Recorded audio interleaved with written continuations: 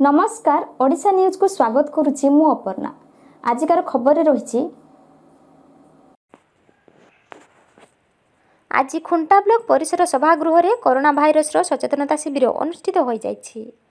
एथिरे बीडीओ मानस रंजन सामल, थाना अधिकारी स्वर्णलता मिंज, तहसीलदार स्मरण कुमार पृष्टि, ब्लॉक अध्यक्षा पुष्पलता मार्ंडी, मयूरभंज जिला परिषद सुजाता मुर्मू, सहकारी जंत्री अक्षय बेहेरा, डुकुरा डाक्तरखानार आयुष डॉक्टर हरिश्चंद्र साहू, जीपीओ प्रमोद रंजन नायक प्रमुख मंचासीन थिले और ब्लॉक अन्य विभागर कर्मचारी माने उपस्थित थिबा बेले प्रत्येक पंचायतर सरपंच समिति सभ्य माने उपस्थित थिले।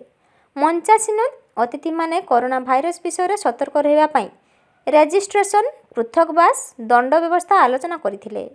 आगकू भत्ता और रेशन किपरि बंटा जीव ताहा मध्य आलोचना करा जायथिला। मयूरभंज जिला खुंटारू तपन पात्रंक रिपोर्ट, ओडी न्यूज। ओडिशार गर्व, ओडिशार गारिमा को नहीं आमे गर्व करू। ठीक सेमिति निर्भीक संवाद परिवेषण करबा आम ओडिशा न्यूज रो धर्म। सत्य घटना को आपणक निकटरे पहुंचाई समस्ते स्वाभिमान रे बंचिबा, सेथिपाई समस्तक पसंद ओडिशा न्यूज। घरे बसी देश विदेशर खबर देखिबा चाहूतिले सब्सक्राइब, लाइक, शेयर एवं कमेंट करने को भूलंतु नहीं। नमस्कार।